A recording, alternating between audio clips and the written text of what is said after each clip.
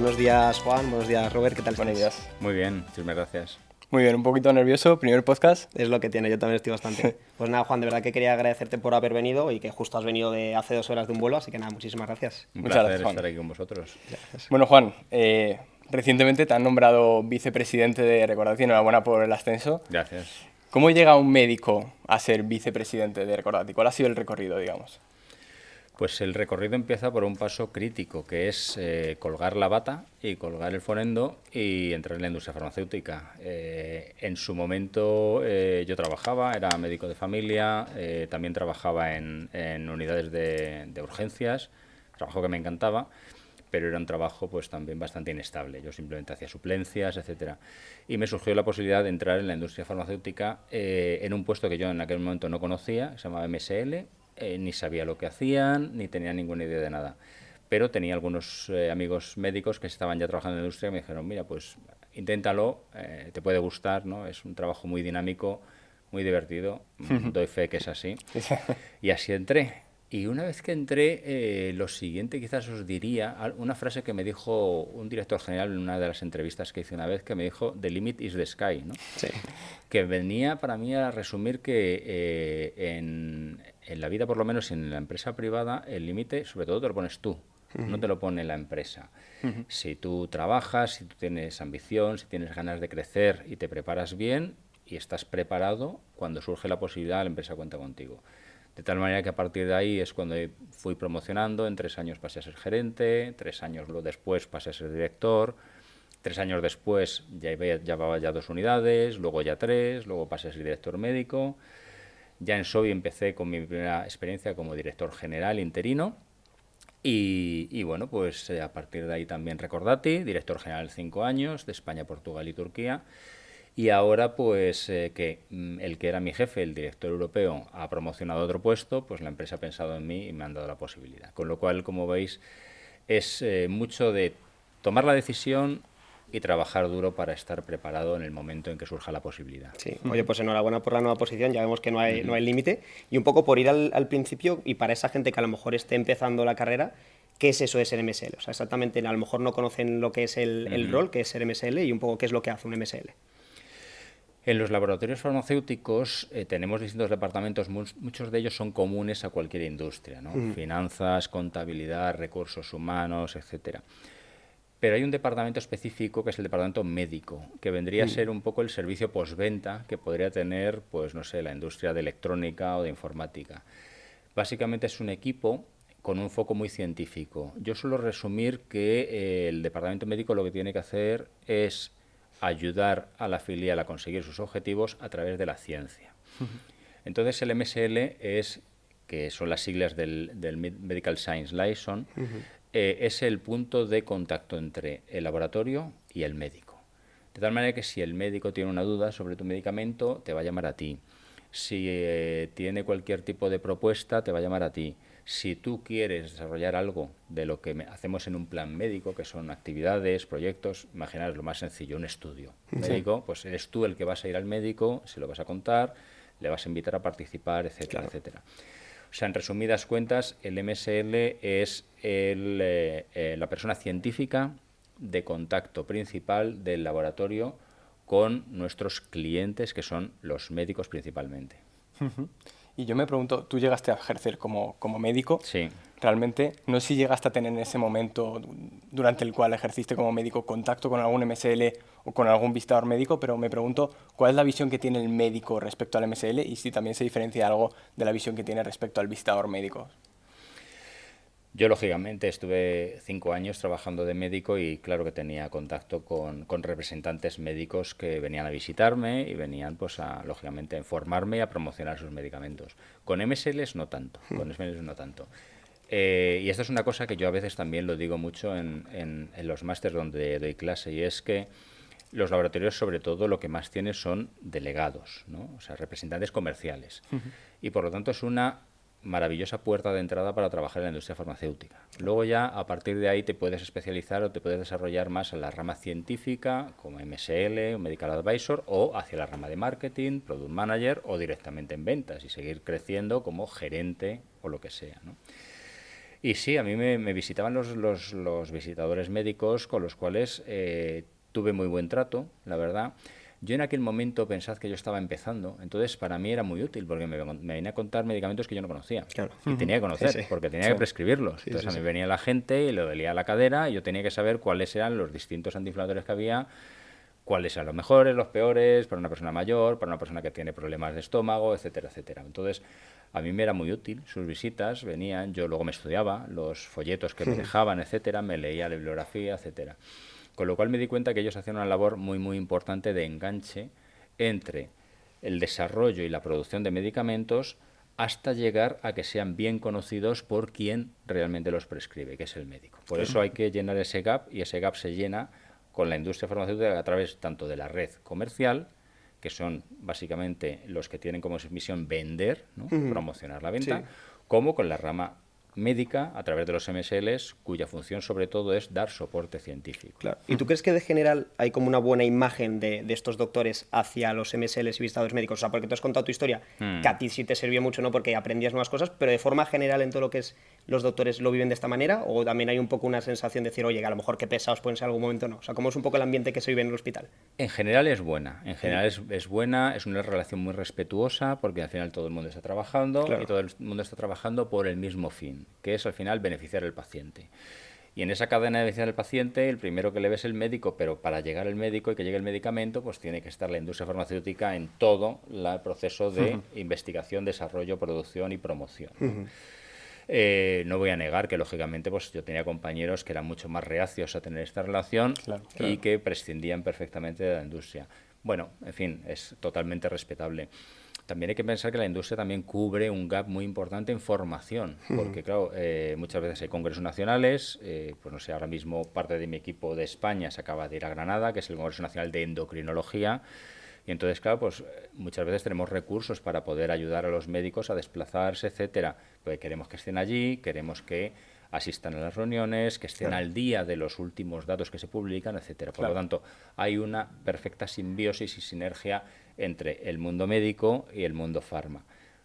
La mayor parte de mis compañeros, podría decir que casi el 80%, lo entienden así, lo respetan así.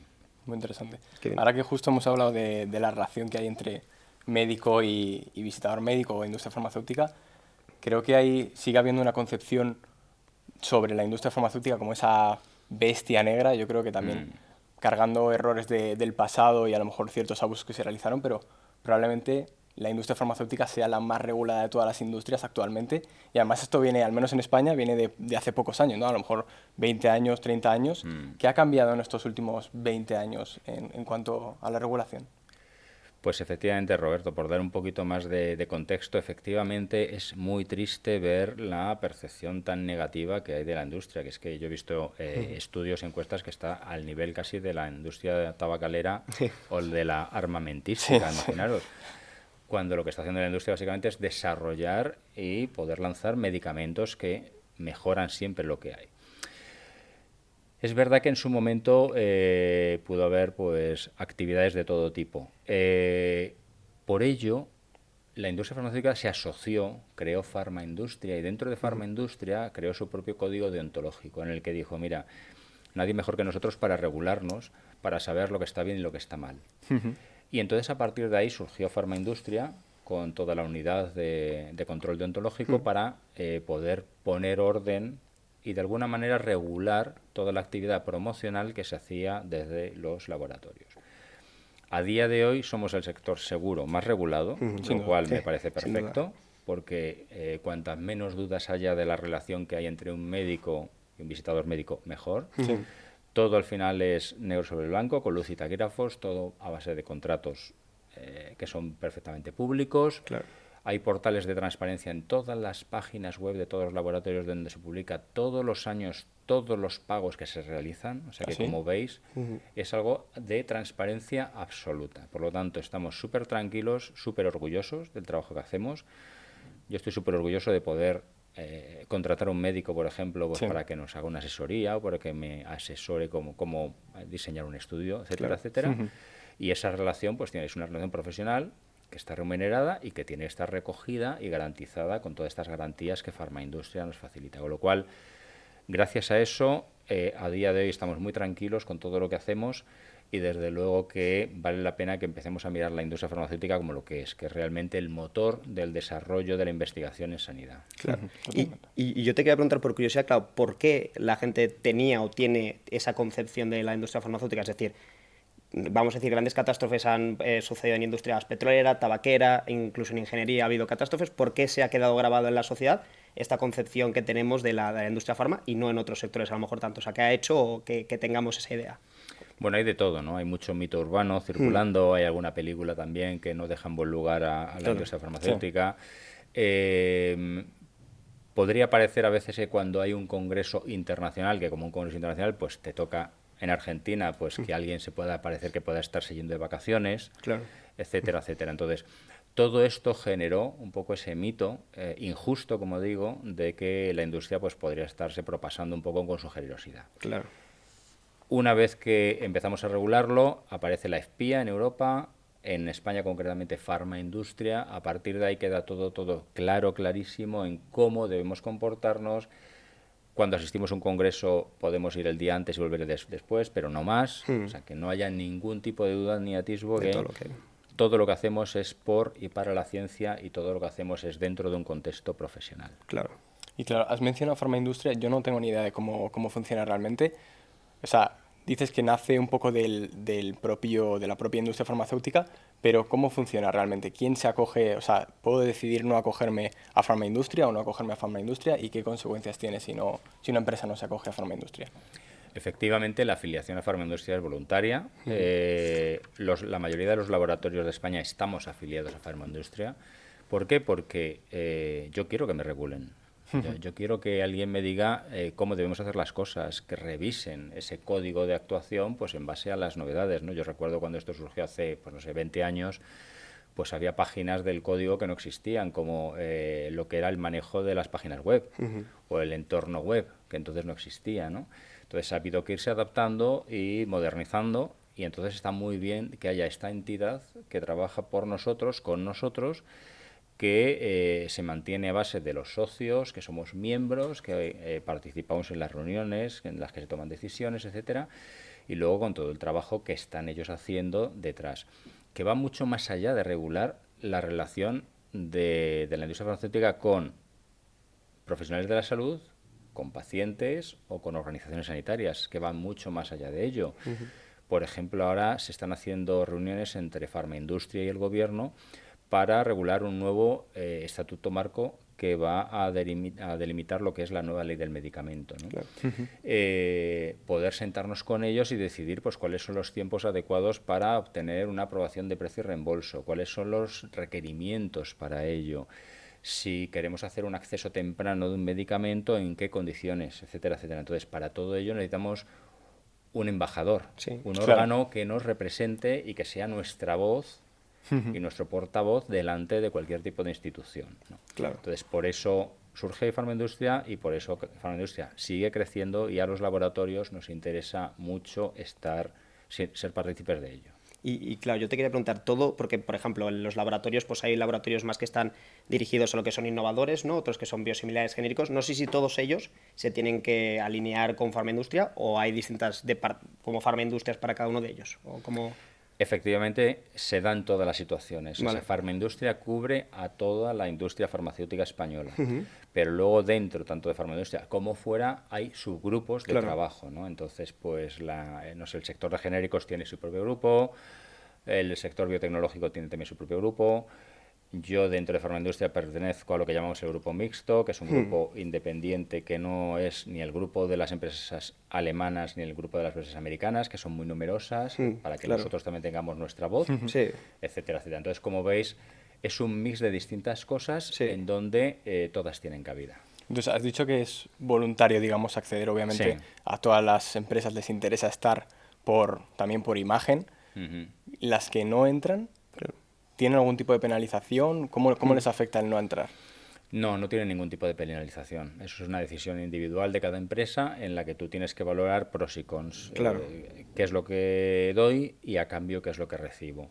Yo he trabajado en 6 laboratorios hasta la fecha y todos ellos pertenecían a Farmaindustria porque en todos ellos siempre hemos llegado a la conclusión de que es mucho más beneficioso estar dentro que estar fuera. Claro. ¿Y algún ejemplo de algo? O sea, imagínate, yo decido que no entro en Farmaindustria, ¿qué puedo hacer o qué puedo dejar de hacer si entro o no estoy en Farmaindustria? O sea, ¿qué es lo que tiene un laboratorio por...?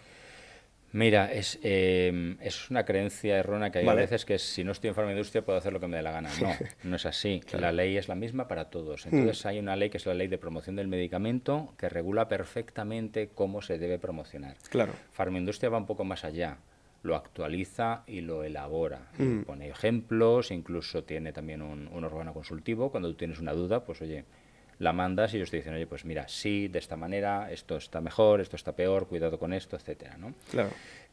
Tú puedes estar fuera, pero lo que no puedes estar es fuera de la ley. Ya, claro. Entonces, sí. Cuando tienes un órgano que te ayuda a interpretar y a digerir y a canalizar las cosas dentro de la ley, pues obviamente nos interesa mejor estar dentro. Claro, total.